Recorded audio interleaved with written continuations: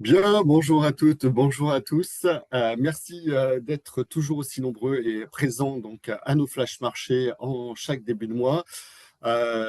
Cause vacances au mois d'août, nous n'aurons pas de flash marché, mais vous pourrez nous retrouver dès début septembre. L'actualité chez Force Patrimoine en termes de formation, trois grandes formations pour lesquelles vous pouvez dès à présent vous inscrire.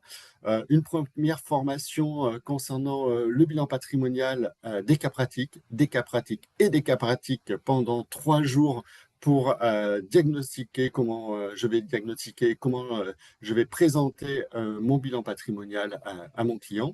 Donc 21 jours, ça sera fin septembre, début octobre. Deuxième formation qui est sur un jour et demi, qui sera sur la location meublée, son actualité, même sur 2 jours, pardon, sur son actualité. Il y a des choses que l'on voit passer qui sont un petit peu erronées. Donc, l'approche fiscale, sociale et surtout juridique de la location meublée, ça sera les 7 et 14 octobre. Et puis, notre formation phare, le certificat expert comptable patrimonial qui passe sur 15 jours cette année, qui donc aura 120 heures de formation. On vous rajoute une 15e journée par rapport à ceux qui l'ont fait les sessions précédentes sur les cas patrimoniaux pour terminer ce parcours. Et donc, au niveau de ce parcours, 120 heures, vous pourrez au terme afficher votre spécialisation en tant qu'expert comptable patrimonial dans les spécialisations ordinales. Il n'y a plus de liste ordinale, mais par contre, vous pourrez l'afficher bien évidemment sur votre site internet ou le préciser au client. Vous aurez bien sûr le support, donc vous aurez toutes les thématiques de ce certificat. Et puis, je ne garde pas la parole, je passe la parole à Jean-Marc Chevassus, qui va nous présenter ses invités du jour et la thématique du jour concernant donc ce flash marché. Bon webinaire à tous et à très bientôt. Passez un bel été et on se retrouve en septembre. Bonjour à tous. Alors, une thématique chargée aujourd'hui, bien qu'elle soit centrée sur l'or. Je laisserai à Émilie, juste après mon intervention et l'introduction sur cet actif spécial, si je puis le dire comme ça. Pourquoi cette thématique? Parce que depuis quelques mois, avec la volatilité des marchés hautes, on est extrêmement sollicité par nos clients. On sollicite aussi les asset managers sur est-ce qu'il faut prendre de l'or, à quoi ça sert, quel est le prix de l'or. Quand on parle de l'or, et je vais prendre une petite minute pour nous poser parce qu'on ne parle pas de n'importe quoi. L'or, finalement, c'est court, un simple mot, chargé de fascination. Depuis des millénaires, il suscite la convoitise des rois et des empires. Moi qui suis fan des empires, de l'Antiquité ou autre, on connaît l'histoire de l'or et c'est avec un grand plaisir que j'ai cette thématique aujourd'hui. Il brille autant dans les temples que dans les salles de marché. Ça devrait te faire plaisir, Armand. Aujourd'hui, si nous parlons d'or, c'est pas seulement pour son éclat historique ou sa symbolique intemporelle, c'est aussi parce que, il reste au cœur en fait des stratégies d'allocation d'actifs modernes. C'est quelque chose qu'on utilise de manière pratique dans toutes les salles de marché. L'or est une matière première, tangible, inaltérable, extraite avec effort, on l'oublie souvent, et ça demandera aussi de comment on peut justifier du prix de l'or, ça va faire partie de la conférence. Mais c'est aussi un actif spéculatif. Et contrairement à ce qu'on pense, il y a un réel marché sur l'or et une vraie volatilité sur l'or. Alors c'est vrai qu'on a vu, et on verra des courbes sûrement avec Yufeng et nos amis, on a vu que l'or, ça monte, et on a l'impression que ça monte tout le temps, mais finalement, pas aussi souvent que ça et pas tant que ça. Euh, il est sensible aux tensions, aux géopolitiques. C'est une stratégie de long terme, mais aussi parfois du tactique à court terme. Et lorsque tout va mal, finalement, on parle d'or refuge. Donc, dans un monde où l'incertitude devient la norme, je pense qu'il mérite plus que jamais une place dans la réflexion patrimoniale. Alors, on va se poser cette question, en fait. Comment intégrer l'or intelligemment dans une allocation financière équilibrée et surtout sans céder ni à la peur ni à l'euphorie. Voilà le programme que je vous propose aujourd'hui. Émilie, je te laisse lancer notre timer et puis nous dire comment ça va se passer. Et on va respecter tout ça. Merci à tous. Merci Jean-Marc. Alors bonjour à tous et pour ce mois-ci sur le mois de l'or, donc on commencera avec le point macronomique habituel avec tous nos asset managers que je remercie d'être présents. On poursuivra avec l'étude des deux fonds Amundi et Aymond de Rothschild avec Youfeng sur une grosse partie technique ce mois-ci et on finira avec le petit point Private Equity par Sarah et donc Altaroc. Bon webinaire à tous.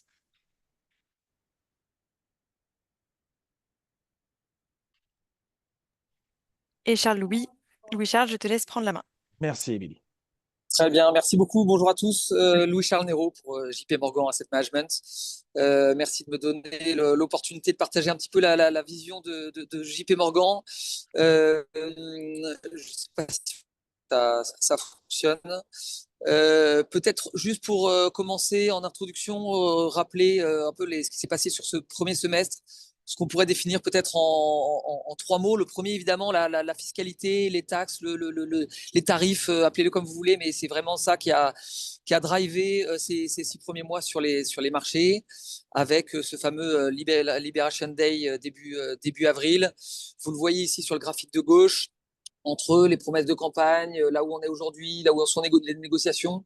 Nous, on pense que finalement, les tarifs devraient s'appliquer autour de 15% et on devrait s'en contenter, alors que finalement, c'est quand même des tarifs relativement élevés. Donc, un certain, et c'est mon deuxième mot, peut-être protectionnisme, qui a été mis en place notamment aux États-Unis avec des mesures qui ont été annoncées pour la campagne présidentielle, qui devraient être appliquées avec donc des reconduites à la frontière ou stopper les arrivées. Il y a quasiment plus de migrants qui passent entre le Mexique et les États-Unis.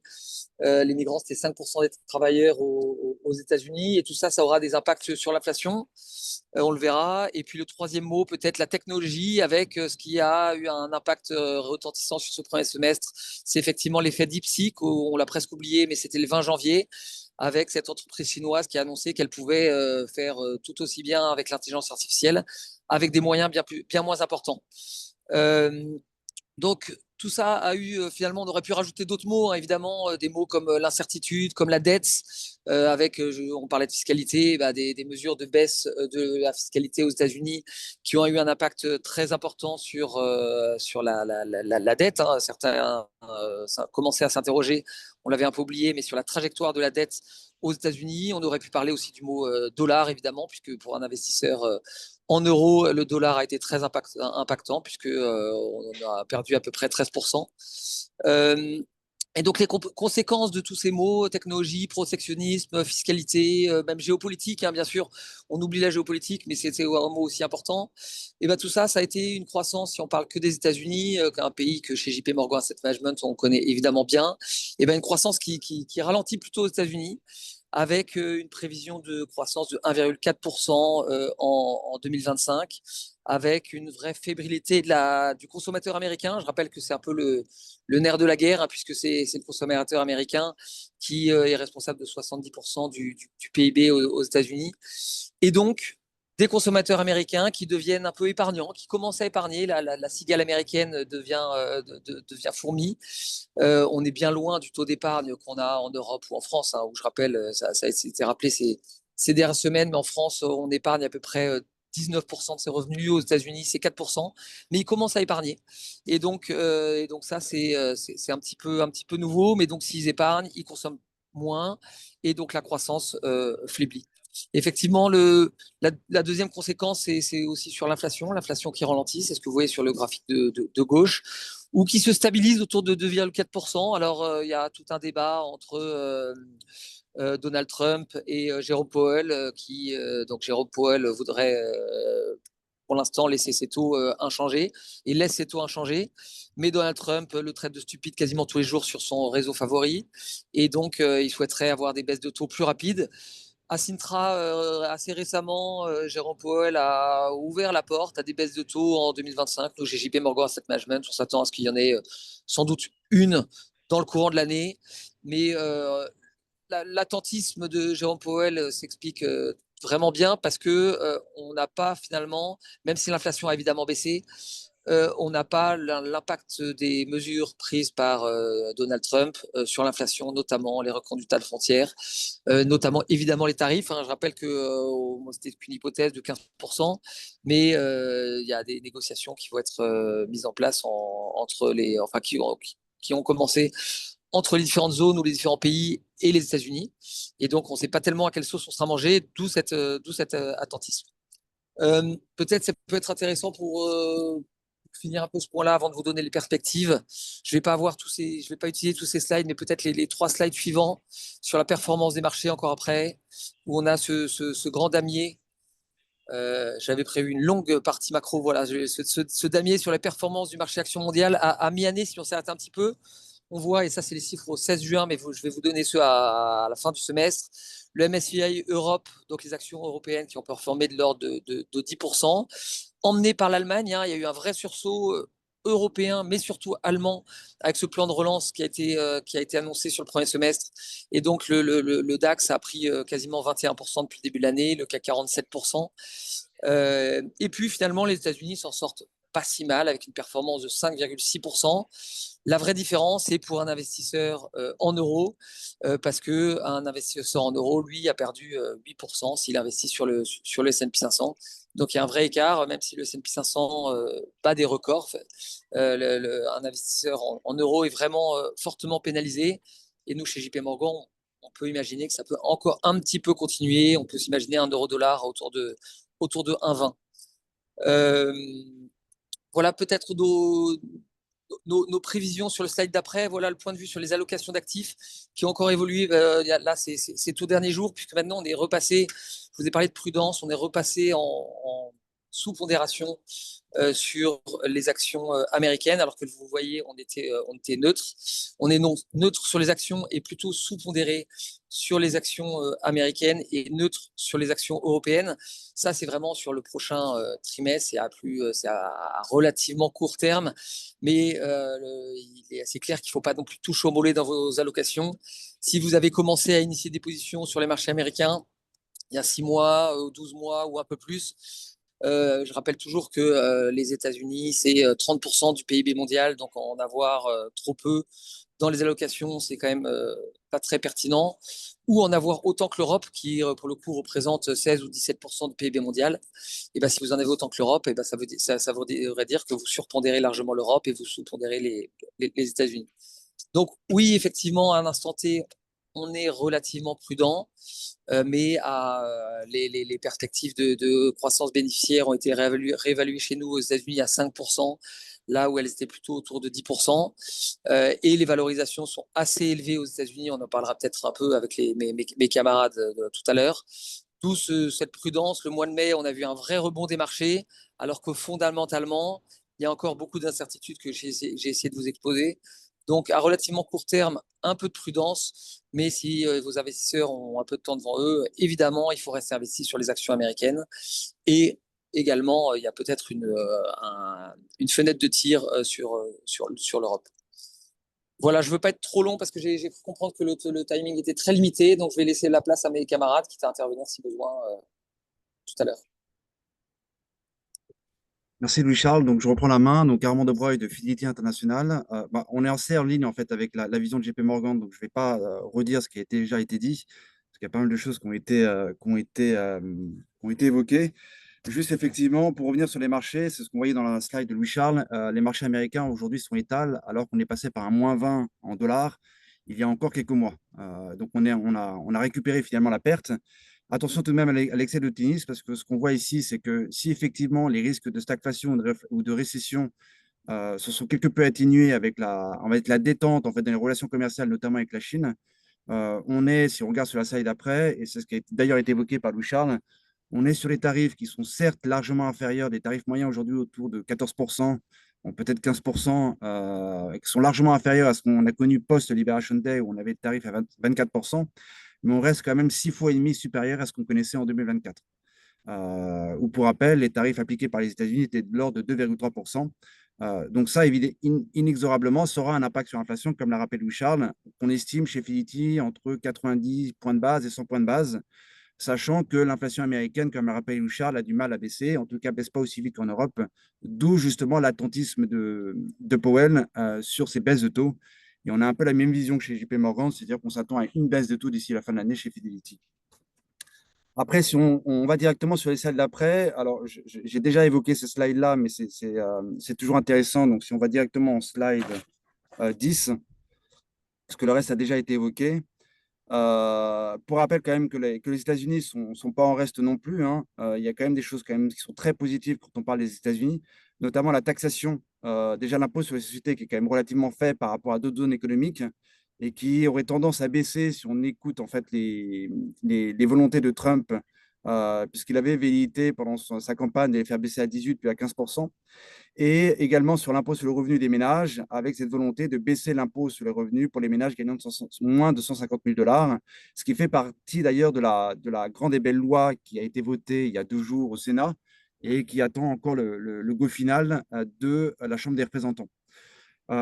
Autre chose qui est assez intéressant, c'est sur l'énergie. Alors, c'est assez actuel avec le conflit en Iran, mais les États-Unis sont producteurs et exportateurs nets de pétrole dans le monde, ce qui leur permet quand même d'avoir une énergie à bas coût et donc des coûts de production qui sont faibles par rapport à d'autres pays. Je pense notamment à l'Europe, qui, elle, importe ses matières premières et donc, en l'occurrence, son pétrole des États-Unis, ce qui fait que le coût de l'énergie est quand même plus cher en Europe. Et ça a d'ailleurs été un argument de Trump pour inciter les entreprises à s'installer sur le territoire américain au regard en fait du faible coût de production, du fait du faible coût de l'énergie. Si on s'intéresse à la problématique de l'Iran, l'Iran c'est 3 millions de barils jour, ce qui correspond à 3% de la production mondiale, ce qui est quand même assez faible, sachant que 50% seulement est destiné à l'export, 50% est consommé en interne. Le sujet est plus concernant le détroit d'Ormuz. Effectivement, on peut avoir une hausse assez forte. C'est d'ailleurs la slide d'avant, on a fait une étude qui est assez intéressante sur l'impact d'une augmentation du prix du baril sur l'inflation aux États-Unis. Donc, effectivement, si le baril monte à 125 $, on peut avoir une inflation qui explose de 1,5% à 60%. Donc, ça peut avoir des effets quand même assez importants. Sauf que ce scénario-là est quand même pas trop d'actualité pour le moment au regard en fait de la détente qu'on a eue notamment avec la réplique de l'Iran et après en fait voilà, on est aujourd'hui dans un statu quo concernant ces deux-là, mais c'est pas un risque non plus à mettre de côté.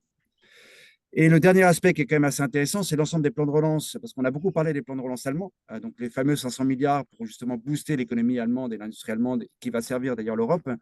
Mais les États-Unis ne sont pas en reste, puisque la précédente administration avait voté toute une série de packages justement pour dynamiser l'industrie américaine. Ce qui est intéressant, c'est d'ailleurs ce qu'on voit après, c'est que seulement 30% de l'enveloppe totale a été consommée jusqu'à maintenant. Donc, il reste un package, il reste encore 1,2 trilliard à être consommé par l'industrie américaine, ce qui entraîne du coup une augmentation assez forte des investissements privés. Et l'autre chose, c'est évidemment ce dont j'ai déjà évoqué, donc slide après, c'est la fameuse loi, donc la One Big Beautiful Bill, donc la belle et grande loi américaine qui devrait justement avoir un impact quand même assez intéressant sur la croissance américaine à moyen terme. Alors après se pose en effet la problématique de la soutenabilité de la dette, puisque ça va rajouter 3 000 milliards de dettes supplémentaires aux États-Unis. Et donc, du coup, la volonté de Trump de pousser justement Powell à baisser les taux pour pouvoir se refinancer à des coûts qui ne soient pas aussi importants qu'ils le sont aujourd'hui. Et si on regarde d'ailleurs la trajectoire de la dette aux États-Unis, c'est assez intéressant. On voit effectivement le ratio de dette sur PIB aux États-Unis qui est en train de s'exploser et d'atteindre des niveaux records. Et juste en termes d'intérêt aujourd'hui, c'est assez intéressant sur les graphiques de droite de montrer que les intérêts de la dette américaine sont supérieurs, les remboursements des intérêts sont supérieurs au budget de la défense aux États-Unis, et ça représente aujourd'hui 20% des recettes fédérales. Donc ça va devenir à un moment donné peut-être un sujet, surtout si le dollar continue à baisser, mais en tout état de cause, c'est quand même quelque chose à surveiller aujourd'hui quand on regarde le marché américain. En termes d'exposition par classe d'actifs, en tous les cas sur les différentes zones sur la partie action, on est neutre aujourd'hui sur les États-Unis parce que ça reste quand même un marché qui est quand même très performant, très innovant, avec des entreprises quand même qui ont quand même des positions très dominantes sur les marchés mondiaux.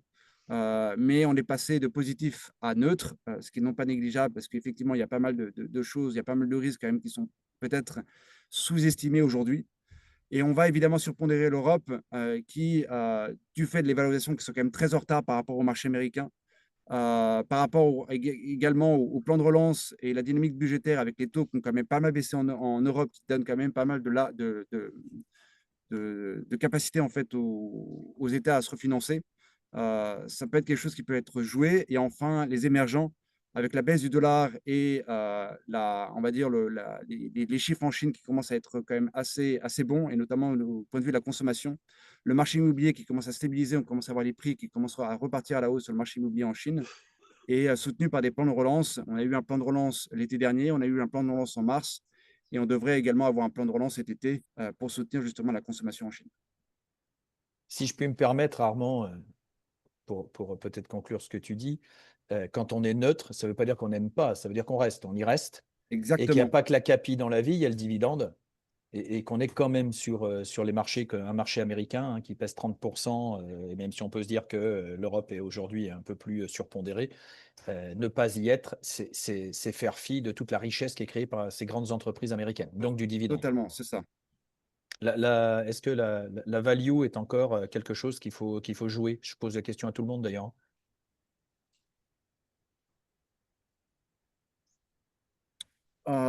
Alors oui, si on considère à moyen terme, oui, du fait justement des plans de relance qui vont bénéficier en fait à un certain pan de l'industrie américaine.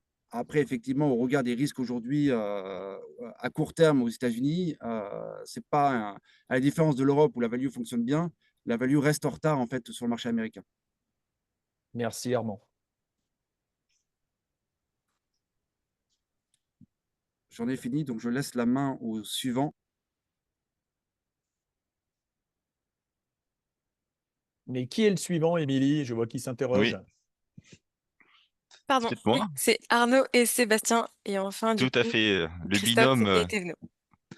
Ok, parfait. Mais je remercie beaucoup Armand et Louis-Charles. Et en fait, point de vue macro, je pense qu'ils ont dit quand même l'ensemble des perspectives et le point de marché était très intéressant. J'ai pas grand-chose à rajouter. Aujourd'hui, je voulais faire part, comme l'avait souligné Jean-Marc, d'une classe d'actifs qui a beaucoup d'actualité aujourd'hui. On se pose beaucoup de questions sur l'or. Et j'ai la chance d'être accompagné avec Arnaud Duplessis, qui a une longue expérience sur ce sujet et qui sera ravi de partager avec vous ses vues et ses perspectives sur cette classe d'actifs qui a repris des couleurs depuis quelques mois. Merci Sébastien, bonjour à tous. Alors pour initier en fait ce sujet, donc j'ai voulu vous montrer l'évolution des cours de l'or depuis 2019 avec les données moyennes en fait pour chacune de ces années que vous pouvez voir sur ce graphe, donc en dollars par once. Alors je voulais reprendre un petit peu le projet initial de Jean-Marc, en fait, qui disait que finalement l'or ne montait pas toujours tant que ça. Si on regarde en fait l'or sur longue période, sur à peu près 25 ans, on se rend compte en fait que la performance moyenne annuelle libellée en dollars américains en fait est de l'ordre de 10%, ce qui est plutôt pas mal en fait pour un actif qui ne génère pas de rendement en fait comme vous le savez, puisque détenir de l'or, bon, c'est bloquer évidemment des capitaux, on ne perçoit pas de dividendes, on ne perçoit pas de coupons, on ne perçoit pas d'intérêt.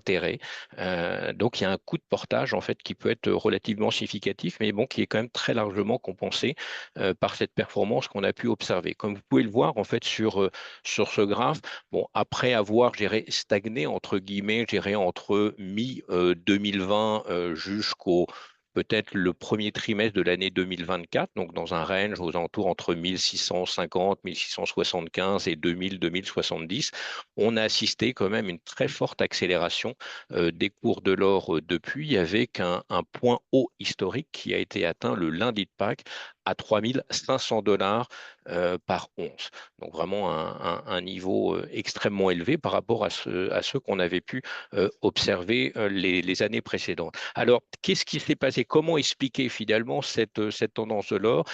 Clairement, l'accélération récente qu'on a pu observer sur le marché de l'or ne peut clairement pas s'expliquer par les marchés directeurs un petit peu traditionnels que l'on pouvait suivre, comme l'évolution des taux d'intérêt réels américains, que vous voyez en échelle inversée.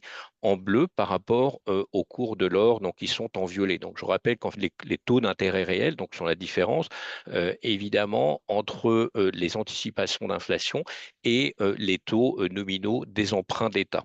Vous voyez en fait avec la crise, enfin surtout pendant la crise sanitaire, en fait ces taux d'intérêt réels étaient descendus à moins 1%, donc un niveau historiquement bas, pour remonter quand même très violemment par la suite, en fait, jusqu'à de l'ordre de 2,5%. Dans un marché, je dirais, dans un environnement de marché un peu traditionnel, classique, eh bien, les cours de l'or auraient pu littéralement s'effondrer. Pourquoi cette relation? Parce qu'encore une fois, quand l'or ne génère pas d'intérêt, eh bien, quand les taux d'intérêt réels sont élevés, on a tout intérêt à placer finalement ces liquidités sur le marché monétaire ou sur d'autres produits en fait du même type en fait. Donc ça, détenir de l'or constitue vraiment un coup de portage, un manque à gagner significatif, qui évidemment est tout le contraire quand on est en taux d'intérêt réel négatif. Là, même détenir de l'or permet d'économiser de l'argent, puisque souvenez-vous, pendant cette période-là, les taux monétaires étaient même négatifs. Donc, quand on plaçait son argent en trésorerie, eh bien, on perdait de l'argent un petit peu tous les jours. Alors, clairement, on dirait que cette relation s'est cassée, en fait, mi-2022. Ça ne veut pas dire qu'elle est cassée pour toujours, mais force est de constater que ça n'a plus du tout d'influence sur le marché. Donc, si on passe sur la slide suivante, qu'est-ce qui s'est passé? Eh bien, depuis 2022, on a constaté que les banques centrales et les banques centrales émergentes en particulier ont très significativement, enfin ont été très présentes sur le marché de l'or, achetant chacune de ces années, 2022, 2023, 2024, plus de 1000 tonnes d'or, c'est-à-dire à peu près le double de ce qu'elles avaient pu acheter en moyenne annuelle sur les 10 années précédentes. Et alors, ces banques centrales sont en particulier évidemment les banques centrales émergentes, puisque les banques centrales occidentales, si elles détiennent encore des réserves d'or importantes, ne sont plus tellement actives, quasiment absentes en fait du marché ces dernières années.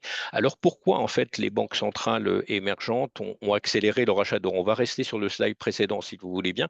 La première chose, c'est qu'il y a eu cette volonté clairement affichée par la Chine, notamment de vouloir dédollariser l'économie mondiale. Autrement dit, de mettre fin à la domination des États-Unis sur le monde depuis, grosso modo, la Deuxième Guerre mondiale.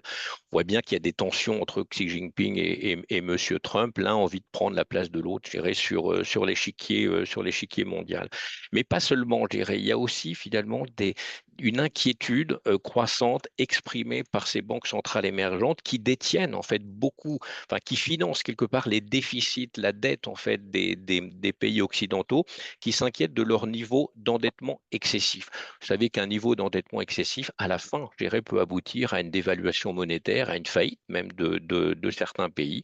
Donc les pays émergents qui sont détenteurs de ces emprunts d'État deviennent extrêmement inquiets. Donc un moyen de diversifier leurs encours a été finalement de switcher une partie des emprunts d'État, principalement libellés en dollars américains, en fait, que vous voyez en rouge sur la partie droite, en or. La part de leurs réserves de change investies en or représente aujourd'hui un peu plus de 20%.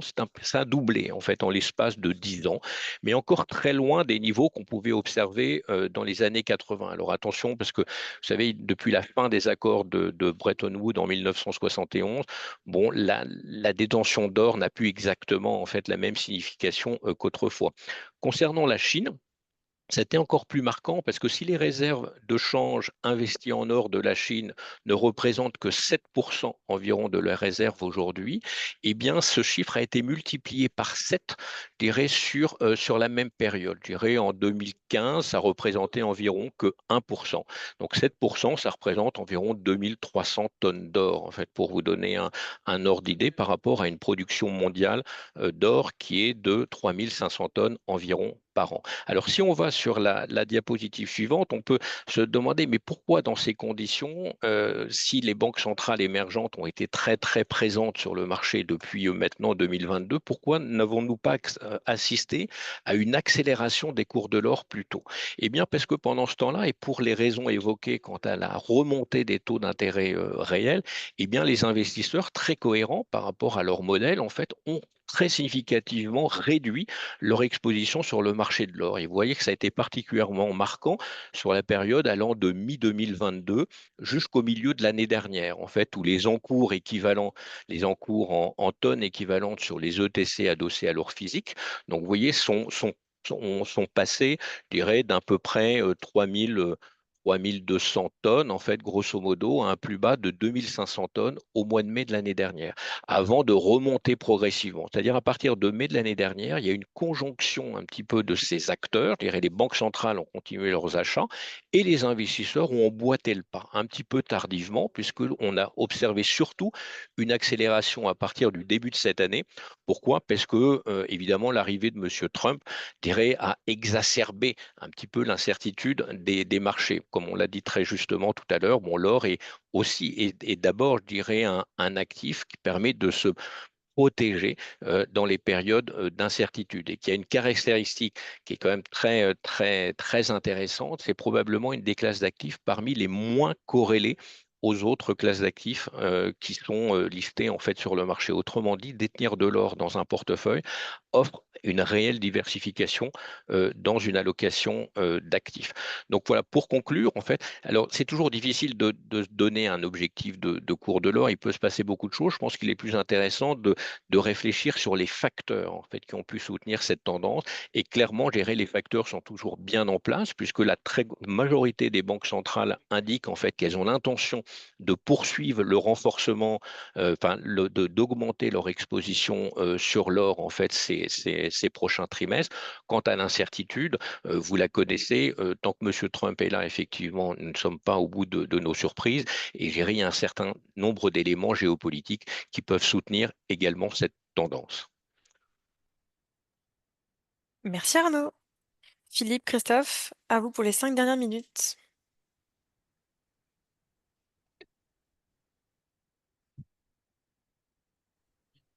Bonjour. Hop. Excusez-moi, Émilie, je peux me permettre. Je pense que c'est plutôt d'abord moi, côté. Alors, si le point macroéconomique, Christophe, ne veut pas rajouter de points, on peut y aller, effectivement. Et du coup, je te laisse prendre la main. Désolé, Christophe. Ouais. Bonjour tout le monde. Et donc, je continue sur le côté thématique afin d'ouvrir une vision un peu complète sur cet actif, l'or, en relayant avec ce que Arnaud a proposé tout à l'heure, c'est-à-dire le facteur récent influençant sur le cours de l'or. Là, ce qu'on fait, moi, ce que je vous présente, c'est faire un retour sur le 30 ans dernier, des histoires de l'or. Comment l'or évolue sur ces 30 dernières années. Et pour faire un petit jeu, on a interrogé le chat GPT sur le sujet. Et parce qu'en ce moment, beaucoup d'amis proches à moi me disent, oh, j'ai plus besoin de conseils, hein. Le chat GPT pour me donner de conseils assez pertinents. C'est pour ça on essaie de créer ce jeu-là pour voir est-ce que le chat GPT est vraiment si pertinent sur tous les sujets. Donc, juste c'est parti. On a interrogé ChatGPT, c'est-à-dire quels sont les facteurs qui influencent l'or quand ça baisse et ça monte, pour que ça baisse et ça monte. Et ChatGPT nous répond pour que ça monte, que le prix de l'or, c'est quand il y a une crise économique, quand il y a l'inflation élevée, quand le taux d'intérêt réel est faible ou négatif, ou affaiblissement du dollar et également tension géopolitique. Alors, justement, si on regarde un peu sur l'évolution du prix de l'or sur 30 ans, depuis 1995 jusqu'à mai 2025, ce qu'on voit d'abord sur la crise financière, on a l'exemple de 98. L'or a pas performé du tout. Crise de 2008, l'année en cours, l'or a plutôt réalisé une performance très négative. En 2011-2013, on a la crise de l'euro. L'or a une performance également très mitigée. Ensuite, on regarde l'inflation élevée. Ce qui disent que s'il y a une inflation élevée, ça permet également à l'or de performer. Et on regarde 2022 et 2023, lors de l'invasion de l'Ukraine, ce qui a provoqué une vraie inflation en prix de matières premières, ainsi ça a impacté l'inflation dans l'économie réelle. On voit cette période-là, l'or n'a pas réalisé non plus une performance honorable. Et ensuite, on regarde sur la tension politique. La tension politique, le plus intéressant, c'est 2022. C'est comme dire, l'invasion de l'Ukraine par rapport à la tension politique actuelle. À l'époque, là, c'était quand même un choc du siècle, hein. Et pareil, l'or n'a pas forcément nous a donné une performance aux attentes de ce qu'on peut à nouveau espérer d'un actif de refuge. Donc voilà, c'est première chose, quels sont les facteurs euh, haussiers de l'or proposés par ChatGPT. On peut voir avec l'outil InvestBoard, on arrive quand même à remettre en question un peu ces arguments. Et deuxième, c'est côté baissier. Alors, ChatGPT nous propose de dire que l'or baisse lorsqu'il y a une confiance dans la croissance économique. Ensuite, il y a la hausse de taux d'intérêt réel, dont Arnaud a parlé tout à l'heure. On a le renforcement du dollar américain et ainsi baisse de l'inflation et stabilisation de prix. Donc, le quatrième, un peu en rapport au premier. Ce qu'on peut voir, c'est en 2005-2006, il y a eu une forte confiance dans l'économie mondiale, partout. On a l'or qui a plutôt réalisé une très belle performance pendant cette période-là, au contraire de ce que ChatGPT a proposé. Pourquoi? Parce qu'en fait, durant cette période-là, depuis 2000, je dirais plutôt, il y a une montée en puissance de la classe moyenne dans le monde, notamment dans les pays émergents. Cette nouvelle classe moyenne mondiale a augmenté considérablement leur consommation en joaillerie. Et cette consommation privée a énormément contribué à la surperformance de l'or durant ces périodes de l'économie, on va dire, robuste mondiale. Donc voilà, ces premières confiances des investisseurs, de l'économie, fait provoquer une baisse de prix de l'or. C'est pas si trivial que ça. Ensuite, sur le renforcement du dollar, ce qu'on voit, c'est il y a deux phases fortes de la baisse de remontée du prix de dollar, ou non, plus de remontée du dollar, c'est les années 90, de 95 en 2000. Oui, là, effectivement, le dollar monte très fort et on voit que l'or a réalisé une performance sur quasiment 6 ans négative. Ensuite, une deuxième phase de montée de dollar assez fort, c'est 2014 ou 2015. Et là, on voit bien que l'or baisse effectivement avec le renforcement du dollar également. Donc, on peut vérifier également cette hypothèse de renforcement du dollar fait baisser le prix de l'or. Et d'autres phases de 2021-2022, voilà, cette phase-là où le dollar également a pris une belle allure. Et là, on voit que l'or a également souffert. Donc, effectivement, il y a un facteur de baisse que ChatGPT a évoqué, c'est le renforcement du dollar fait baisser de l'or. Ça, c'est quelque chose qu'on peut vérifier.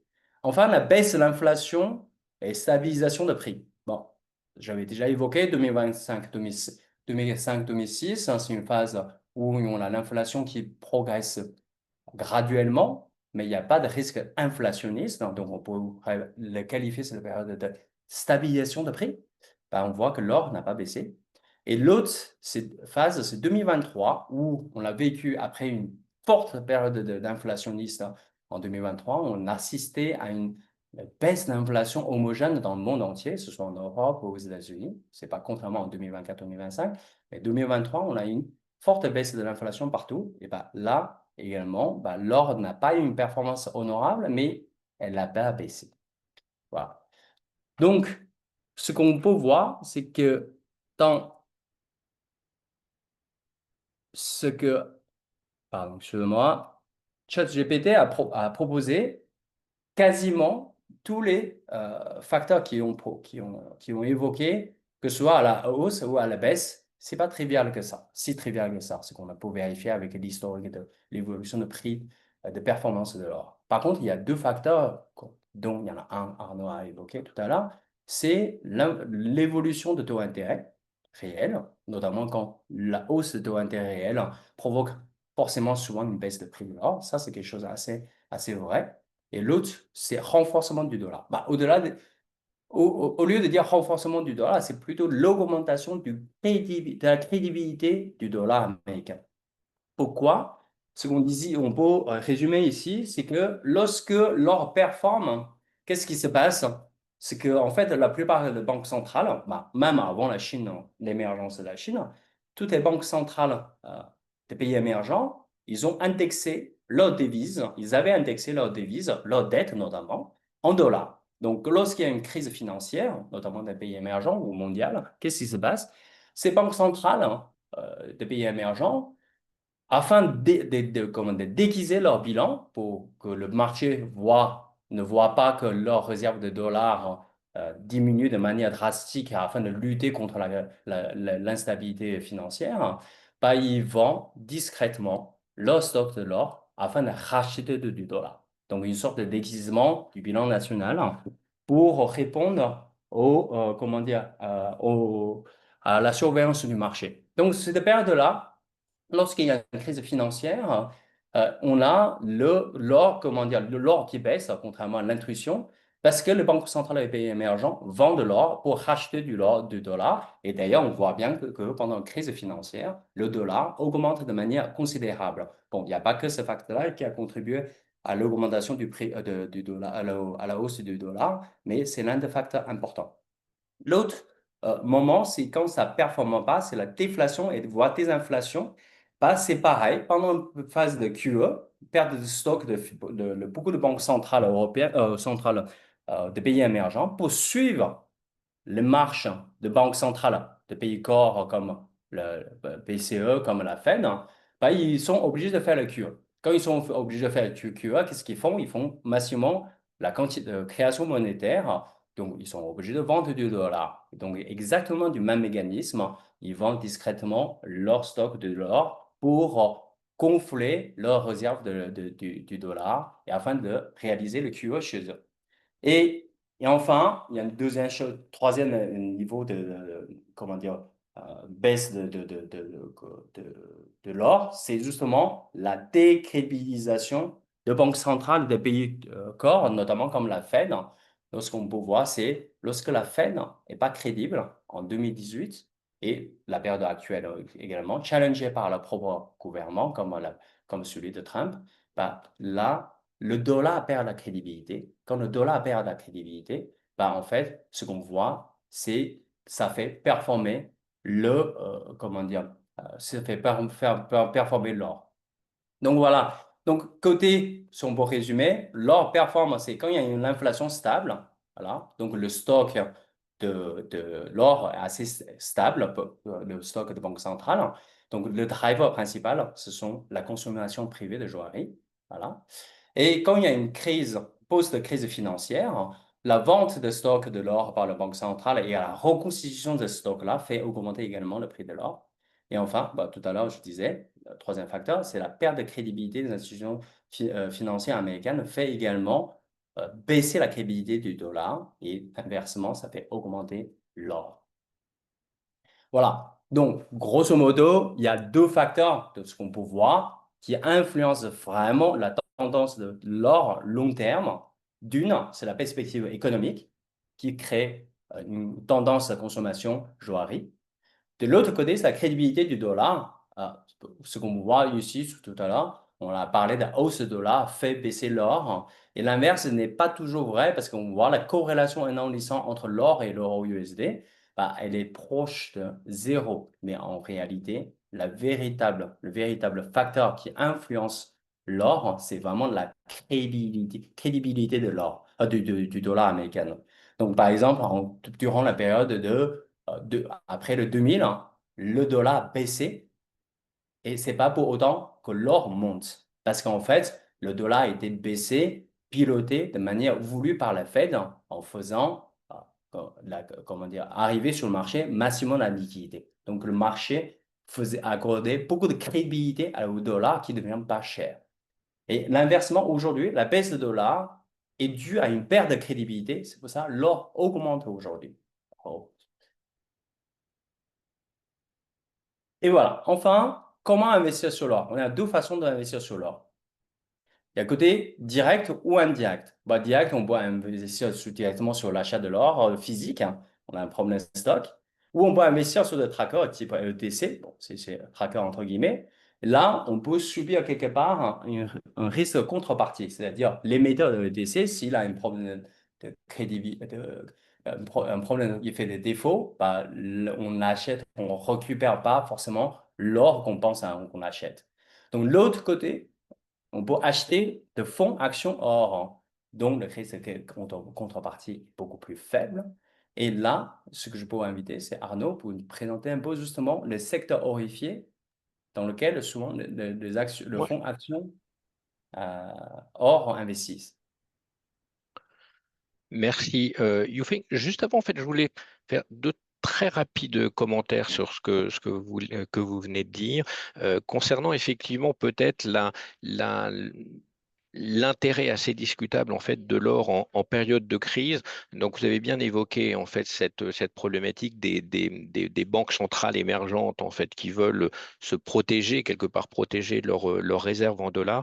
Je dirais que sur les marchés financiers, on a aussi observé quelquefois des liquidations de positions par des investisseurs financiers, particulièrement en 2008 lors de la crise de Lehman ou au moment de la crise du Covid initialement, c'est-à-dire ces crises ont généré en fait une baisse des cours de l'or initial, puisque beaucoup d'investisseurs ont aussi besoin de rapatrier des liquidités pour financer leurs appels de marge, enfin couvrir leurs pertes par ailleurs. Tout à fait. Et à chaque fois, je dirais, on a observé dans un deuxième temps quand même une forte réappréciation des cours de l'or. Ça, c'est le premier point. Sur la protection contre une perte de crédibilité du dollar, c'est tout à fait juste, parce qu'il est important de souligner qu'au contraire en fait d'une devise classique, finalement, l'or en fait ne porte pas de risque de défaut. Ça veut dire qu'une devise, un pays peut faire défaut, on peut observer une dévaluation monétaire, on peut manipuler sa devise, on peut faire tourner la planche à billets, etc. Ce qui n'est pas possible avec l'or. Vous savez, je crois que c'est monsieur JP Morgan qui disait ça, qui disait que l'or, en fait, n'est la dette de personne. En fait. Donc, c'est quelque chose qu'on ne peut pas produire, qu'on ne peut pas manipuler comme le reste. Voilà, donc ça, c'était pour introduire en fait le secteur des mines d'or. J'ai voulu prendre ce petit graphe qui montre la performance en basse 100 à la fois de l'or en violet et des mines en bleu depuis septembre 2011. Pourquoi septembre 2011? Puisque septembre 2011, c'est le record historique des mines d'or, de l'indice des mines d'or, le NYSE Gold Miners, en prenant en compte les dividendes en fait sur toute la période. Et comme vous pouvez le voir, qui n'a toujours pas recouvré son niveau record de septembre 2011, même si s'en est approché vraiment à quelques pourcents dernièrement.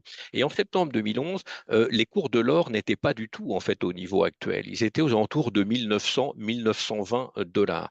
Et il est intéressant de regarder cette période en trois phases distinctes. La première, en fait, allant du record de l'époque des cours de l'or en septembre 2011 jusqu'à fin 2015, les cours de l'or étaient passés de 1900 à 1050 environ, donc avaient été presque divisés par deux. Et les mines, sur la même période, se sont littéralement effondrées puisqu'elles ont perdu 80% de leur valeur. Autrement dit, leurs cours ont été divisés par 5. Vous connaissez la loi des pourcentages, hein, quand on perd 80%, eh bien, il faut faire 500% en fait derrière pour récupérer le prix de départ.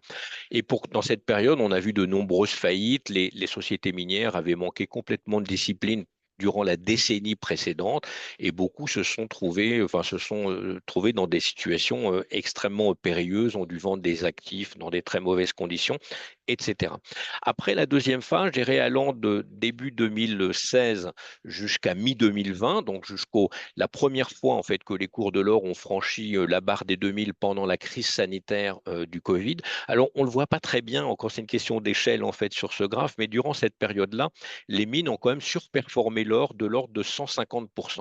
Mais évidemment, pour les raisons de la règle des pourcentages évoqués précédemment, elles n'ont évidemment pas récupéré leur retard accumulé par rapport à leur physique. Et nous sommes, je dirais, dans cette troisième période qu'on pourrait même affiner un tout petit peu, c'est-à-dire depuis mi-2020, grosso modo, jusqu'à fin 2024, eh bien, les mines ont de nouveau contre-performé. Vous voyez, elles sont restées dans un range relativement horizontal. Alors, qu'est-ce qui s'est passé dans cette période? Eh bien, je pense que les investisseurs ont d'abord été affectés, je dirais, par la forte inflation des coûts qui a pu toucher également l'industrie minière. C'est-à-dire, grosso modo, on estime que les coûts d'exploitation, les all-in sustaining costs qui prennent en compte tout ce qui est nécessaire pour le maintien de la production, ont basiquement augmenté de l'ordre de 50%, c'est-à-dire passant de $1 000 par once à $1 500 par once aujourd'hui.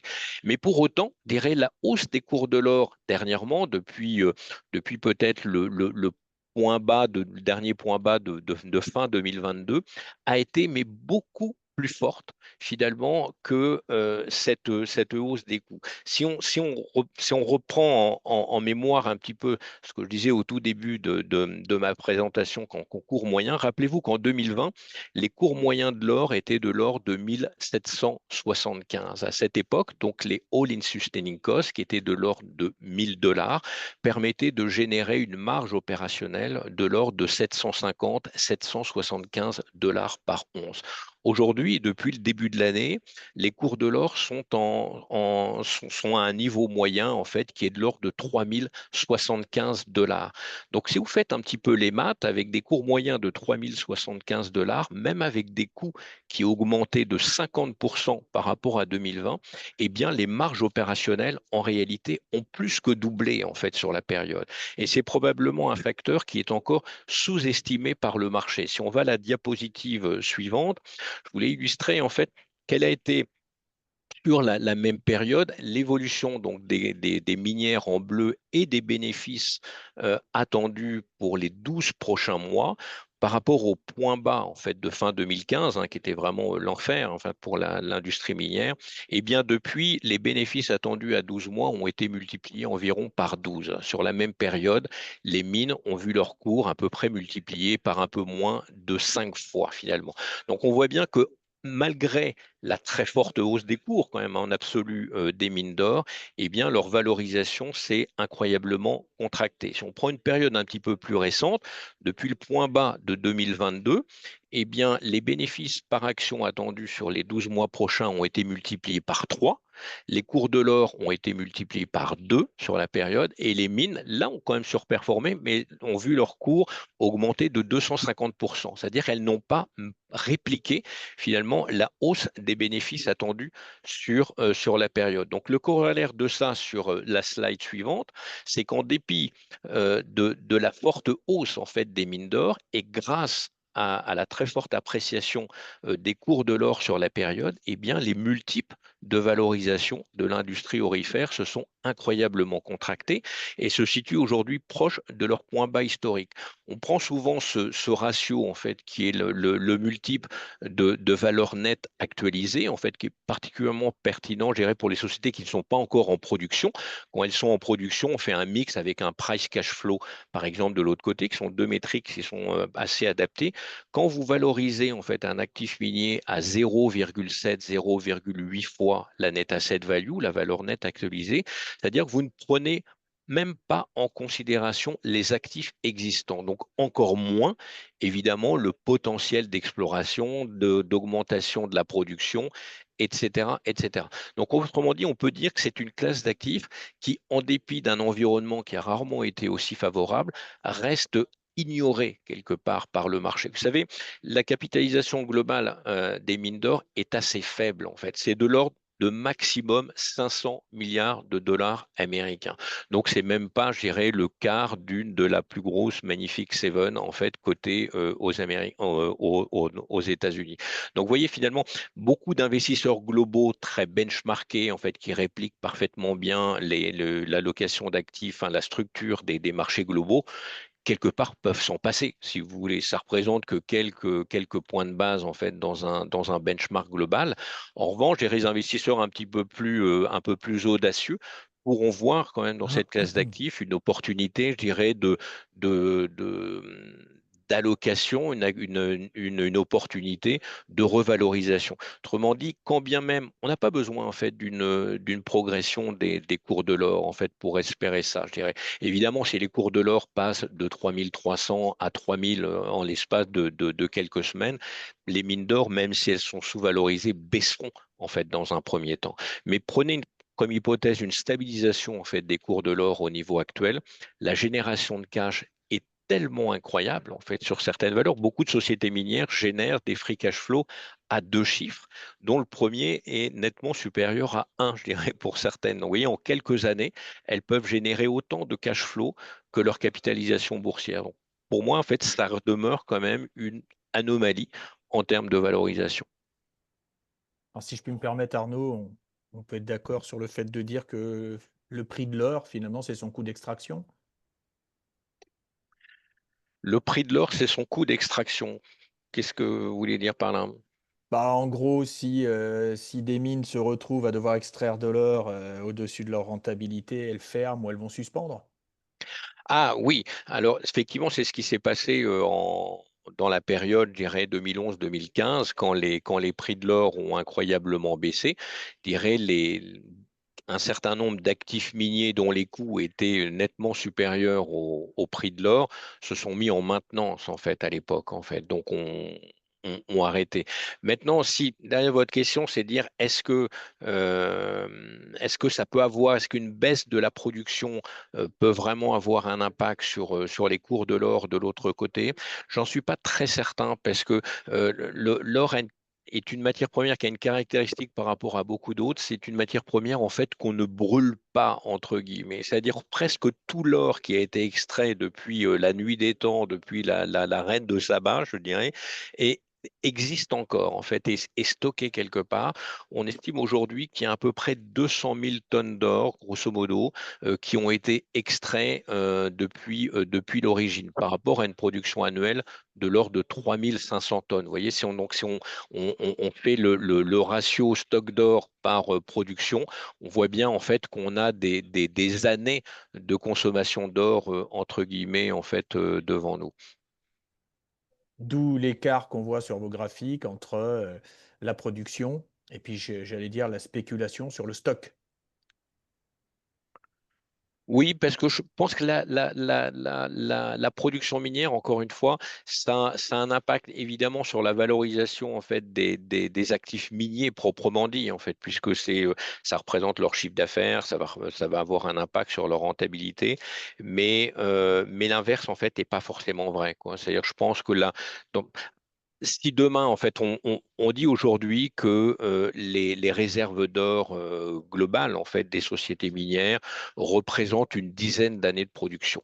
Bon, ça fait quelques années qu'on dit qu'il y en a une dizaine d'années encore, si vous voulez, parce qu'on renouvelle quand même des réserves, on fait des découvertes, il y a des nouvelles technologies qui permettent d'exploiter ce qui n'était pas exploitable autrefois, etc. Mais si on prend l'hypothèse du pire, c'est-à-dire si dans 10 ans vraiment la production s'arrête, par exemple, euh, je ne suis pas du tout certain en fait que c'est un impact sur les cours de l'or comme pourrait l'être un arrêt total de la production de cuivre, par exemple. Oui, parce que l'or en tant que matière première, l'impact sur ce que vous dites est quand même beaucoup moins important. Parce que ça se recycle à l'infini surtout. Oui. Ça se recycle à l'infini parce que au cours de l'or actuel, il est tout à fait intéressant de démonter complètement une télévision pour récupérer les quelques poussières d'or en fait qu'il y a dans les conducteurs de la télé, si vous voyez ce que je veux dire. Pour les autres matières premières, c'est pas toujours évident. Enfin, là, les cours de cuivre sont assez élevés en fait aujourd'hui, mais ça n'a pas toujours été suffisant pour justifier ce recyclage en fait. C'est là où je voulais vous faire venir. Merci Arnaud. Merci Arnaud. Du coup, la question à se poser justement, c'est le fonds qui investit dans les actions minières. Est-ce que c'est vraiment de bons véhicules pour repliquer la performance du prix de l'or ou d'autres métaux précieux de manière très minoritaire? Et là, là, si on regarde la corrélation sur 10 ans entre justement le prix des matières métaux précieux, principalement l'or, et la performance de fonds actions spécialisés dans le minier, tout est libellé en dollars pour éviter tout risque de bruit provoqué par les devises, on voit bien que cette corrélation est proche de 80%. Voilà. Donc, c'est quand même un véhicule qui représente assez bien le risque du prix de l'or. Et ce qui est intéressant, c'est que toujours, autant que étant action, le fonds action secteur minier représente une corrélation avec l'action globale de 30-40%. Donc voilà, c'est un secteur quand même qui est un actif aux actions, mais qui représente quand même une diversification en termes de prise de risque au sein d'un actif très, très intéressant. Voilà. Maintenant, ce que je vous propose, c'est justement de découvrir un fonds très intéressant de ce secteur, action minier, qui est Codesphere de Edmond Rothschild, qui bénéficiait 4 étoiles sur 5 sur 3 dernières années de performance. C'est-à-dire que depuis un bout de temps, le fonds surperforme quand même assez fort, de manière assez forte ses pairs. Au lieu de faire 61% de la performance moyenne de ses pairs, la performance 3 ans du fonds est plutôt à 86%. Voilà, avec une perte maximum plus faible et un profil de risque en volatilité similaire. Là, aujourd'hui, on a invité Christophe et Edmond Rothschild pour nous aider à Bonjour. comprendre un peu quelle est la philosophie de sa gestion de stop picking et derrière, pourquoi on a réussi à surperformer les pairs à autant. Bonjour à tous. Donc déjà, désolé, je ne m'appelle pas Philippe Thévenot, même si c'est un très joli prénom, donc Christophe Folliot. Ça fait plus de 22 ans que je travaille chez Edmond Rothschild et que je fais de la gestion, donc sur les actions internationales, et que j'ai repris le fonds Goldsphere en 2019. Je ne suis pas tout seul, hein. Il y a d'autres personnes qui travaillent avec moi. Et je voudrais aussi commencer par remercier Arnaud qui a fait une excellente introduction sur l'or, sur le prix de l'or et qui gère aussi un excellent fonds dont j'espère qu'Arnaud pourra aussi en parler. Donc, moi, ce que je voudrais expliquer dans la philosophie d'investissement, c'est assez simple, hein. On achète des sociétés minières qui produisent majoritairement de l'or. On en a quelques-unes qui peuvent produire aussi un petit peu de l'argent au compte de la production d'argent qui est relativement corrélée avec les prix de l'or et sur lequel on a quelques anticipations d'amélioration. Mais c'est des fonds très concentrés, hein. C'est une trentaine de valeurs dans un benchmark, un indice qui doit en représenter à peu près 60. Et ce qu'on peut faire, j'ai entre les différents fonds, hein, les différentes approches en termes de philosophie d'investissement, finalement, c'est soit avoir des très gros producteurs d'or qu'on appelle des majors qui produisent plus d'1 million d'onces par an, donc des noms peut-être que vous connaissez, Newmont Mining, Barrick Gold, Agnico. Soit avoir un peu plus d'entreprises de plus petite taille, certaines qui sont appelées des juniors, hein. Donc on est sur des projets, des entreprises qui sont en phase de production.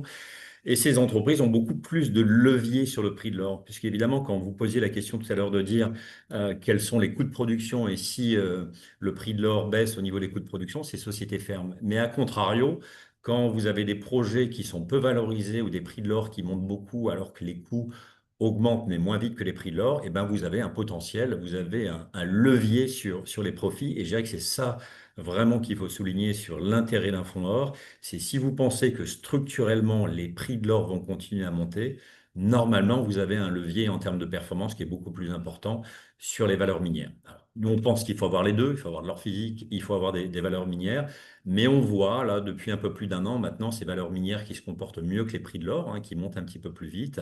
Alors que Arnaud l'a souligné tout à l'heure, c'était plus compliqué en 2022 et en 2023 parce qu'il y avait l'inflation. Mais aujourd'hui, les problématiques d'inflation sont plutôt derrière nous et affectent quand même beaucoup moins les coûts de production.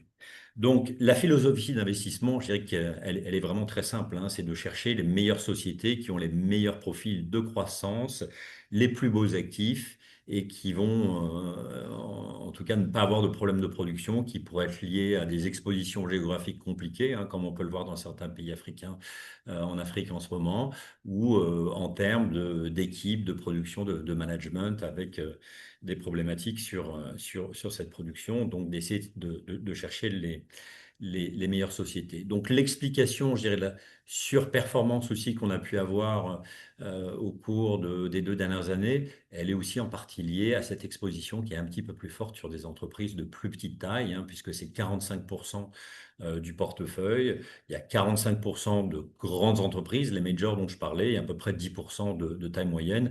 Et c'est un élément qui est un peu différenciant avec le fonds d'Arnaud qui est un peu plus positionné sur des grands producteurs, ce qui nous donne un profil un petit peu plus agressif et un petit peu moins défensif dans les périodes un petit peu plus compliquées. Voilà, je dirais pour la présentation générale. Moi, je voudrais revenir sur un point qui est important parce que la question qu'on me pose assez régulièrement, c'est est-ce que c'est pas trop tard pour acheter les valeurs d'or? elles ont pas mal fonctionné cette année. L'année dernière n'était pas si mal non plus. Donc Arnaud a bien souligné les valorisations. Mais moi, je pense que vraiment une des clés, c'est d'essayer de regarder un peu à long terme des périodes où l'or n'a pas fonctionné. Et je crois que vraiment la grande période où ça n'a pas fonctionné, c'était le début des années 80, à un moment donné, les élections de Thatcher en Angleterre, de Reagan, avec l'orthodoxie budgétaire et où les déficits publics ont été beaucoup plus maîtrisés. L'inflation a été plus maîtrisée et on a une période assez longue où l'or n'a pas du tout fonctionné. Et donc aujourd'hui, pour se dire, quels sont les risques principaux? Ben, quand on regarde ce qui se passe aux États-Unis, quelqu'un en parlait en introduction sur le Big Beautiful Bill aux États-Unis qui va quand même mettre un déficit public américain aux alentours de 9%. En Europe, les choses n'ont pas l'air de s'améliorer, mais plutôt de se détériorer. Je dirais que structurellement, même si on a de la volatilité, je pense que les prix de l'or sont orientés à la hausse. À quel moment ça pourrait s'arrêter? Peut-être à un moment donné, une crise financière. Est-ce que les gouvernements sont obligés de se serrer la ceinture parce que ça deviendra absolument intenable d'avoir des déficits aussi importants? C'est possible, mais je dirais qu'on n'y est pas du tout. Donc je pense structurellement, le timing à court terme est difficile, mais on devra aller dans cette direction. Donc je pense que ça en fait une classe d'actifs qui reste tout à fait intéressante, et notamment en termes de diversification. Petit point vraiment que je veux préciser, parce qu'on se pose toujours la question en termes de risque-opportunité, c'est quoi les risques aujourd'hui? Souvent, quand tout le monde se met un peu dans les mêmes mouvements, ben, ça peut être un petit peu la fin d'un mouvement. Là, je ne le crois pas. Je pense qu'on est quand même encore quelques belles années devant nous sur les cours de l'or et sur un rattrapage des valeurs minières qui sont un peu à redécouvrir de la part d'un certain nombre d'investisseurs. Merci beaucoup, Philippe. Juste pour faire Christophe. Christophe, pardon, excuse-moi, Philippe, c'est Christophe. notre chef de produit et marketing qui a l'amabilité de me connecter sur son ordinateur. Merci beaucoup, Christophe. Désolé pour Pas de souci. la faute. Et juste pour faire une résonance avec ce que vous avez dit, c'est, oui, 95, début des années 85, et effectivement, l'or n'a pas dû fonctionner. Dû certainement à l'époque-là, une série une tendance de politique budgétaire assez restrictive. Il y a un autre sujet, vraiment, par rapport à ce que j'ai évoqué aussi, à souligner, c'est aussi l'accord de Plaza, où en fait, on a acté que l'or, vraiment, le dollar devient leur réserve principale de crédibilité, on va dire, la banque centrale partout. Voilà, on remplace l'or, on a acté ça, tout en acté une baisse du dollar, donc du prix du dollar à l'époque-là. Donc, c'est pour ça, c'est pas que des années 80, voire des années 90, avec le renforcement de la crédibilité du dollar, hein, l'or n'a pas du tout fonctionné. À court terme, pareil, je suis suis en ligne avec ce que vous avez dit. Mais un risque quand même de dire, c'est que si Trump arrive à mettre en place une baisse de dollar coordonnée avec le monde entier, c'est-à-dire tout le monde est d'accord de payer l'addition pour les dettes américaines tout en baissant le dollar. Et là, potentiellement, on peut avoir un phénomène, paradoxalement, un peu comme les années 80 avec l'accord de Plaza, c'est une baisse du dollar accompagnée avec une augmentation de crédibilité du dollar. Et là, c'est un risque pour l'or à ce moment-là. Voilà. Je ne vois pas ce risque très énorme aujourd'hui parce que Trump n'a pas forcément tant de crédibilité et c'est difficile. C'est mal parti de dire qu'il arrive à coordonner, y compris avec la Chine, de dire on va faire baisser le dollar et tout le monde est d'accord hein, de manière homogène. Voilà, donc c'est une petite comment dire, résonance par rapport à ce que vous avez dit. Toujours revenir sur votre fonds avant de le mettre dans un portefeuille équilibré.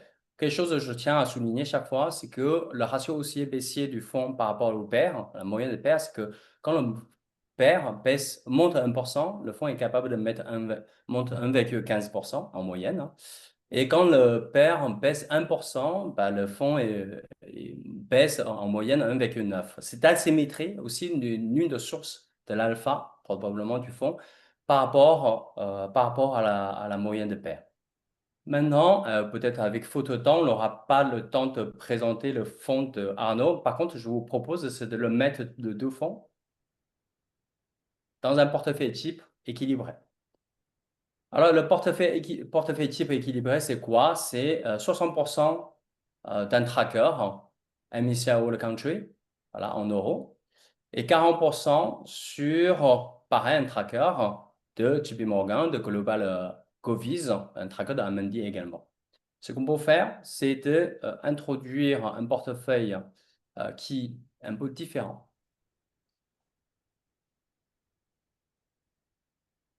Qu'est-ce qui est différent? C'est on réduit dans ce...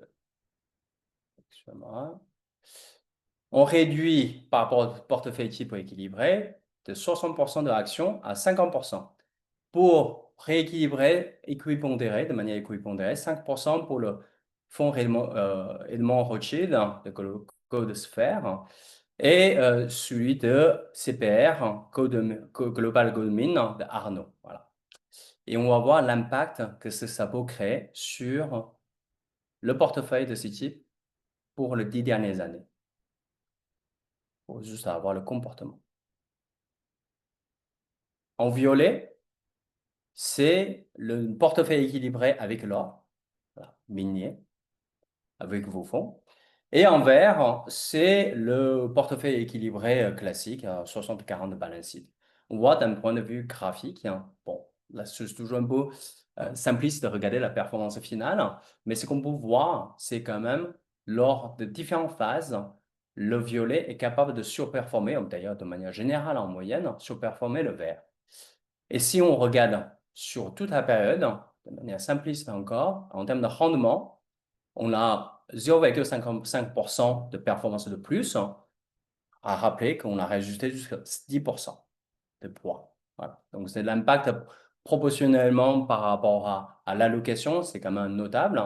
Mais ce qui est le plus intéressant, je trouve, si on regarde les différents événements qu'on a traversés sur ces 10 dernières années, on compare les deux allocations avec l'or ou sans l'or, avec vos fonds ou sans vos fonds, c'est que le violet représente globalement un profil, à part le choc inflationniste qui est kiff-kiff, mais que ce soit le Covid, que ce soit le début de guerre en Ukraine, ou différentes phases de cette période de réduction du BCE, on a un profil plus défensif. Voilà. Qui joue, je ne dirais pas un amortisseur de choc, mais plutôt une bonne source de diversification.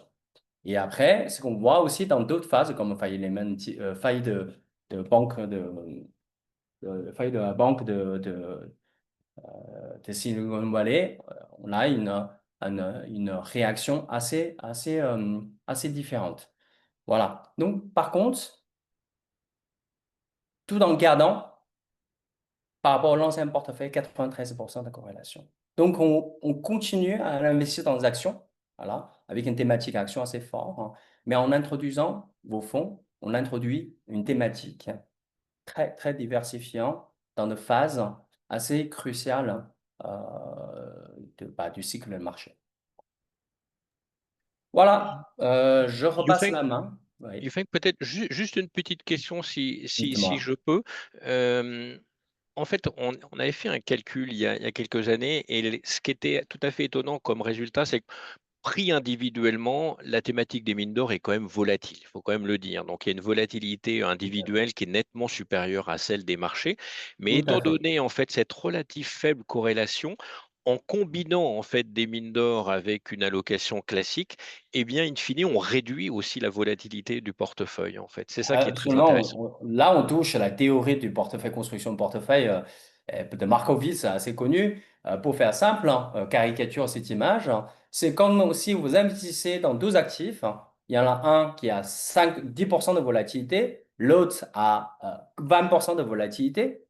Par contre, ils ont une corrélation à l'opposé.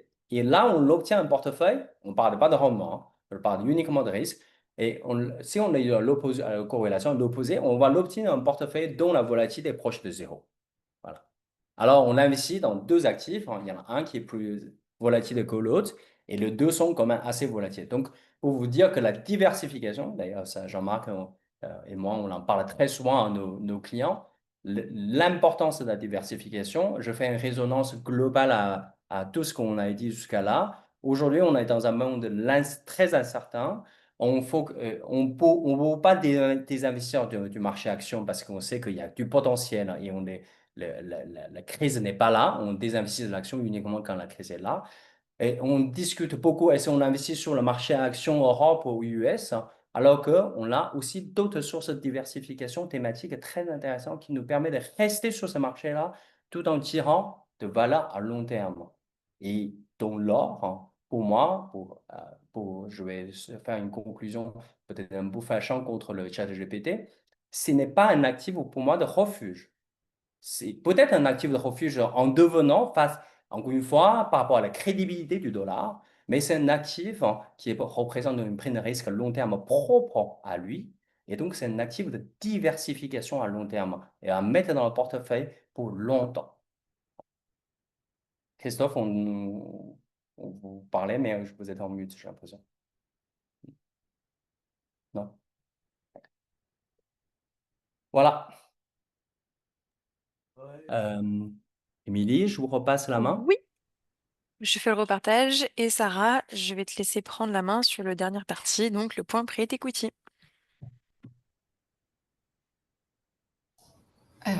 Alors, bonjour à tous. Je vais essayer de mettre la vidéo. Est-ce que ça marche? Ok, super.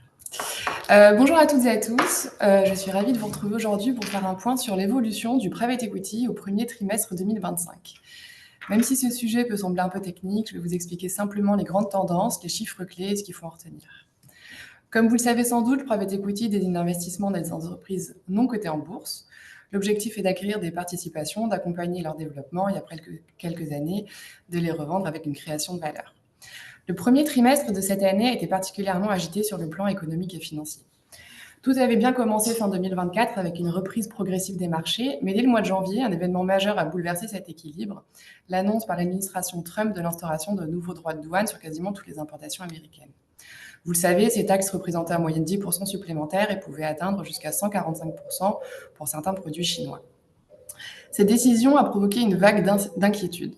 En 4 jours seulement, près de 10 000 milliards de dollars de capitalisation boursière se sont envolés à l'échelle mondiale. Le FMI a dû revoir ses prévisions. La croissance attendue aux États-Unis est tombée à 1,8% et celle de l'économie mondiale à 2,8%. Pour tenter de contenir les effets de cette crise, les banques centrales, notamment la Réserve fédérale américaine, ont commencé à adopter une politique plus accommodante. Elles ont abaissé progressivement les taux d'intérêt. Le dollar a ainsi perdu plus de 9% de sa valeur depuis janvier. Malgré ces mesures, le climat est resté très incertain. Les entreprises hésitent à investir et la volatilité persiste sur les marchés financiers. Dans ce contexte compliqué, le private equity a montré une certaine résistance. Pourquoi? Principalement parce que ces portefeuilles sont moins exposés aux secteurs directement touchés par les importations. En effet, les sociétés de services représentent environ 50% de la valeur totale des investissements private equity, alors que dans l'indice SP500, elles ne pèsent qu'environ 25%. De plus, depuis la pandémie du Covid, beaucoup de gestionnaires de fonds, qu'on appelle les GPs, les General Partners, ont pris les devants en diversifiant leurs fournisseurs et leurs implantations géographiques. Ils ont mis en place des stratégies d'optimisation, par exemple renforcer leur pouvoir de négociation sur les prix, signer des contrats plus protecteurs avec leurs sous-traitants ou relocaliser certaines productions. Cette prudence s'est traduite par une forte sélectivité. Concrètement, le nombre de transactions réalisées par les fonds a baissé de 21% par rapport au premier trimestre 2024.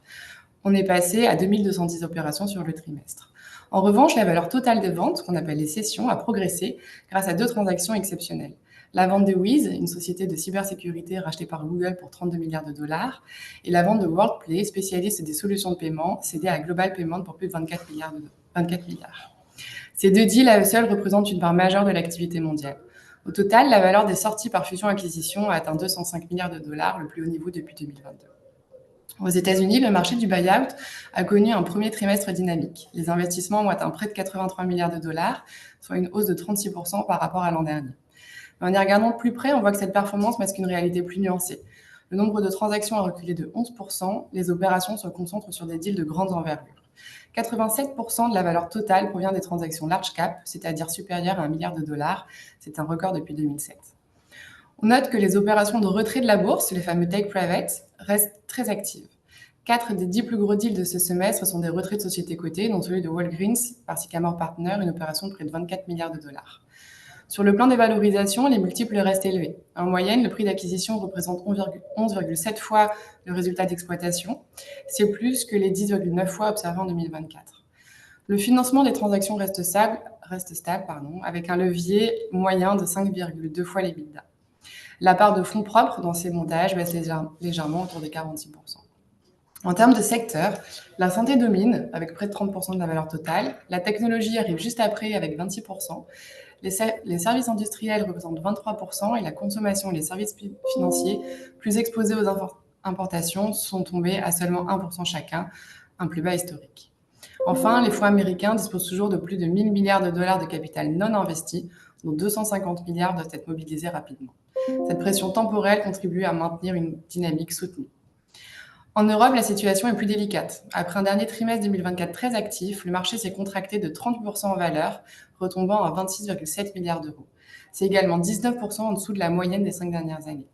Le segment des transactions de taille intermédiaire, le mid-market, est particulièrement affecté puisqu'il ne représente plus que 16% des volumes. Certains pays font quand même exception. La zone Allemagne, l'Autriche, la Suisse concentrent à elles seules 41% de l'activité européenne, un proche niveau des records historiques. Le financement reste globalement accessible, même si les conditions se sont durcies en fin de semestre, avec une hausse des primes de risque sur les obligations. Parmi les opérations notables, le rachat par CDIR et BPI France de la division santé grand public de Sanofi pour 8 milliards d'euros, l'acquisition d'Apleona en Allemagne par Bain Capital pour 4 milliards et la prise de contrôle de Viridium par BlackRock et Allianz pour 3,5 milliards. En Asie, le ralentissement est encore plus marqué. La valeur des transactions a chuté de 70% à seulement 14 milliards de dollars. Le nombre d'opérations recule de près de 46% sur un an. Cette baisse s'explique par l'absence de grandes transactions, contrairement à la dynamique positive de 2024. Le Japon reste plus actif, avec 2 rachats importants portés par Bain.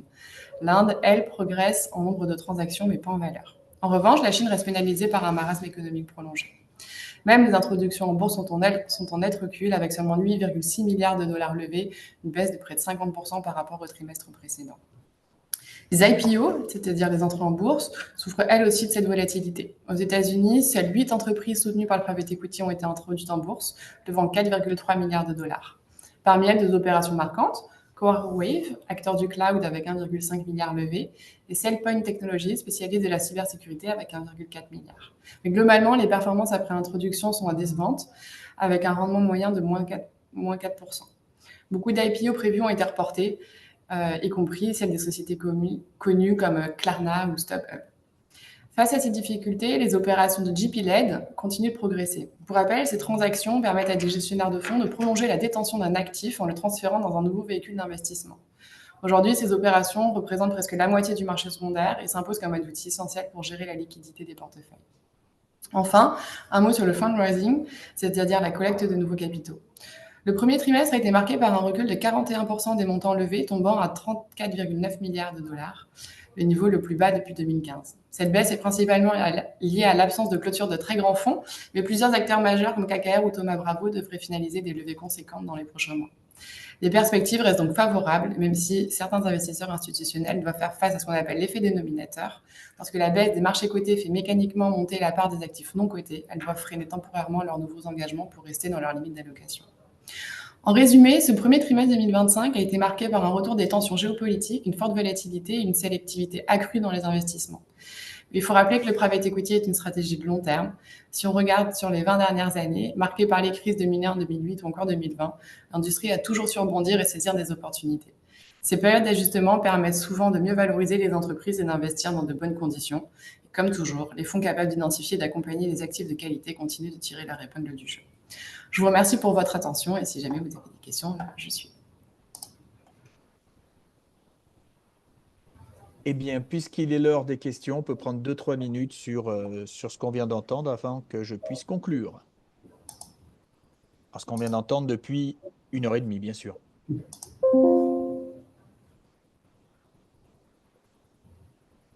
Non, pas de, Émilie, pas de questions dans le chat? J'en vois pas pour le moment. Eh bien, écoutez, je vais conclure. Donc, si je retiens et que je résume, je pense qu'il ne faut pas faire de l'anti-Trumpisme et de l'anti-américanisme primaire. Les États-Unis, c'est 30% du PIB mondial, hein, nos amis l'ont répété. Et puis, ce sont de très grandes entreprises qui génèrent des free cash flow importants. Donc, on ne sous-pondère pas les États-Unis, même s'il faut se repositionner un peu sur l'Europe. Et quant à l'heure, il est l'heure, monseigneur, il est l'heure de se réveiller. Ça, c'est un petit message pour tous ceux qui sont de ma génération. De ce film extraordinaire avec Yves Montand et Bourvil. On panache donc de leur physique. Et, Louis de Funès, évidemment, Louis de Funès. Ah oui, pardon, Louis de Funès. On panache donc du coup de l'or physique et puis des minières, si je puis me permettre de le dire comme ça. Je me suis simplement parce que beaucoup de clients parlent souvent de lingots hautes et de la fin du monde. C'est un discours qu'on entend régulièrement. Je dis toujours en souriant, les lingots c'est bien, mais c'est lourd. Partir avec son sac à dos et une scie à métaux et savoir si demain un plein ou une baguette, ça vaut une tranche de 1 cm ou de 4 cm, c'est compliqué. Hein. Donc, je dirais que si vraiment pour ceux qui veulent acheter de l'or, comme on achète des montres ou autres, même si ils pensent à une réserve de valeur, prenez plutôt du dollar or américain, du dollar or mexicain, du louis, du Napoléon, des lingotins, hein, ça se fait très bien aujourd'hui. Surtout, ne les sortez pas des blisters dès qu'on les sort, qu'on les manipule, ça se raye. N'oubliez pas que l'or est une matière sensible et souple, molle, je le dirais même. Voilà pour la petite boutade finale. Merci à tous, vraiment. Et puis, j'espère que ça vous a aussi passionné que moi. À très vite. Merci beaucoup. Merci beaucoup. Merci beaucoup. Merci. Au revoir.